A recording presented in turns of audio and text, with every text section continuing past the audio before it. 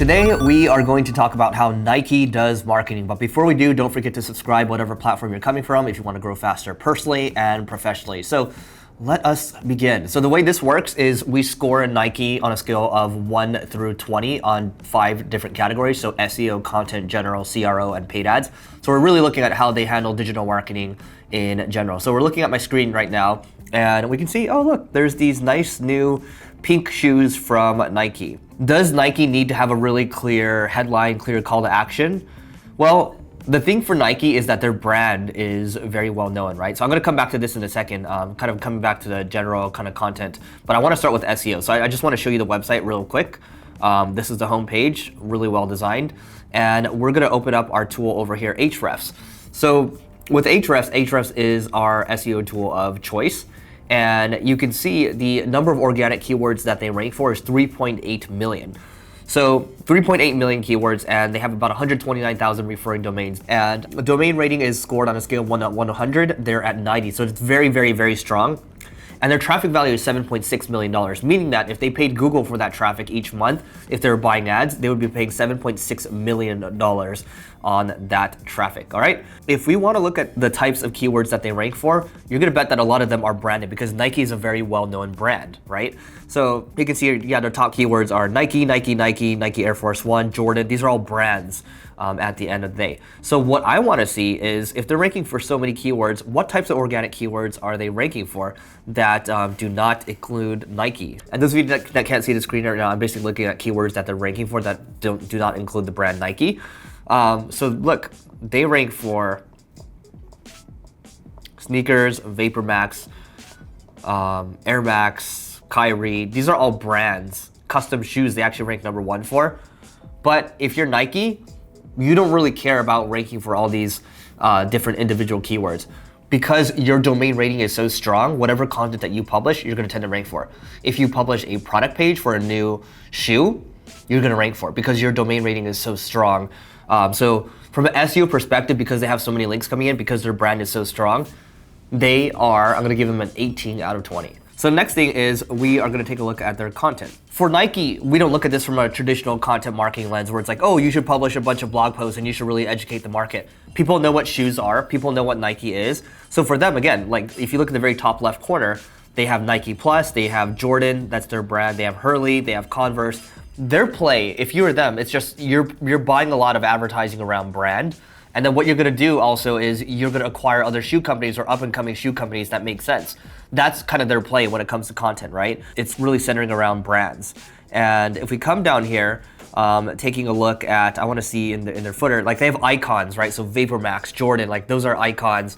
And then they have, regular running shoes, basketball shoes, custom shoes. I'm just looking at the very bottom over here and I'm seeing what they're doing from a content perspective.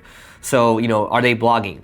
Again, for them, like it has to make sense. We can't just say everyone should have a blog, right? For them, it's like, let's have a bunch of product pages, people know who we are, and let's create lifestyle content, right? Let's have a YouTube channel, let's have an Instagram, let's have a Facebook, let's see how things go from there. So if we look at their Instagram, 94 million followers, it just makes sense. They want to be top of mind for people. So Instagram is great, okay? And if we look at their YouTube, we see for Nike, they have 1.16 million subscribers on YouTube. And it's not like tutorial videos. Again, it's very lifestyle. You see a guy over here working on a wheelchair and there's celebrities in here. There's a Nike 2K gamer or NBA 2K, like a collaboration. So it's collaborations, it's very influencer stuff, it's very social media. They just wanna stay kind of top of mind for people. Oh, look at this collaboration over here. You have LeBron and Mbappe from the soccer player from France.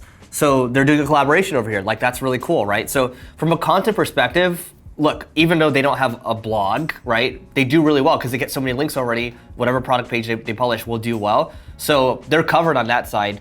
They crush it on the social media side. So from a content perspective, I'm gonna give them a 19 out of 20 on that one, okay? So if we come back here and we look at general marketing, we look at their site and it's very clean, right? Clean, easy for conversions. I'm just gonna try to click through to this product page over here and look at this. So let's see, okay. Let's click through this product page. So far it seems to make sense. So now we're on the shoe page. We're on the shoe page right here. The images are done really well. Again, the design's really good too. They have reviews. So if you wanna write reviews for that page, you can go ahead and do it. So it's good for SEO purposes. And What else is going on over here? Do they have email collection? If they don't have email collection, well, I think a pop-up would be nice. Here's the thing, they have a sign up for email in the bottom left corner. Nobody's gonna see that. So it's up to them, like how important are emails? Debatable, right? If you're a global brand like Nike, maybe you make the argument that you don't wanna just make a lot more money. Maybe the user experience is more important than collecting emails. Like I would totally understand that, right? But if they wanna add it, they certainly can. From a general marketing perspective, I think they do great because they care so much about their brand, right? I think those companies that care more about their brand tend to do better because they're more longer term focused, because you invest that money, because design, because brand, you aren't able to see the ROI immediately, but it does kind of translate long term, right? From a general marketing perspective, it's not like anything that like sticks out to me that's world class. I mean, it's pretty solid across the board. So I'm gonna give them a 17 out of 20 on general marketing. From a conversion rate optimization standpoint, if they can contrast the color of this add to cart button, maybe they will get a lift in conversions. But again, maybe that's not what matters to them, right? What I would also say too is behaviorally, if I'm about to bounce, maybe there's an exit pop-up. If I'm about to bounce, maybe there's a little chat that pops up, right? So you have so much data on your website because you're Nike, so much data where you can see if people are kind of scrolling a certain way, maybe they're about to abandon, right? So maybe you can catch that behavior and then jump on it quickly because that's where things are going. This is how you weaponize the data that you have on your website. On the CRO side of things, they're doing a lot of things. Their team probably knows that they are doing things that their team knows that they probably should be doing or could be doing. We'll put it that way. They could be doing, but they're not doing it, right? So CRO, I'm gonna give them a 16 out of 20 on that one, all right? So the last thing we're gonna take a look at here is their paid ads. And for Ahrefs, the cool thing is I can actually see for Nike what keywords they're spending money on from a PPC standpoint. PPC is pay per click. They're spending money on about 34,000 keywords in America. So they're spending money on Nike, Nike Outlet, Nike, Jordan. They're just trying to optimize the brand, the real estate. So, you know, if you are bidding on your own brand, you have not one result, but you have 2 results. Sometimes you can have more than that. So the cool thing about the paid result is that you can actually control what actually comes out there, right?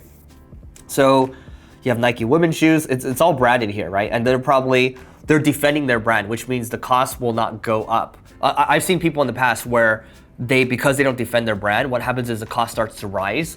And because people are bidding on their brand, they can't take it over anymore. And it's too expensive to bid on their own brand. So if you're Nike, you want to stay top of mind. Again, it's a branding play at the end of the day. And if I look at AdBeat over here, look at this. They have spent about $14.5 million in the last 180 days. Again, I wouldn't pay too much attention to that. I'd pay attention to the trends more. In September, you can see that they ramped up their spend quite a bit, and it's been pretty consistent. They spend a lot on Google, they spend a lot on YouTube, direct buys over here. And you can see the types of videos that they're running. They do a lot of video, it makes sense. And they have a lot of display campaigns as well, all right? So if we take a look at their top ads over here, you can see a lot of it is, this is, you know, the top left, these are all Pac-12 schools, right? So they know how to get into the minds of their buyers. So if you went to USC, you went to Oregon as a college, you're like, yeah, Pac-12, cool, I want to rep my school. Or Ray Allen, you know, people that follow basketball. And then they're just kind of hitting across different sports interests, different sports categories. And I think that's great. You have to know who your customers are. There's a lot of Jordans over here. They're plastered well across the paid ads ecosystem. So I am going to give them a 19 out of 20 from a paid ads standpoint, all right? So the total is 89 out of 100. So 89 out of 100 for Nike. They're pretty solid across the board. I mean, pretty solid is really good. I mean, they're really good at branding. They know what they're doing. They are a global brand. That's all I got to say about that. And let me know if you agree with me, disagree with me, if you think we should analyze another brand in the comments below. And if you're on YouTube, don't forget to check out the next video over there if you want to get smarter. And don't forget to rate, review, and subscribe whatever platform you're coming from because it will help you grow and it'll help us grow too. All right, see you tomorrow.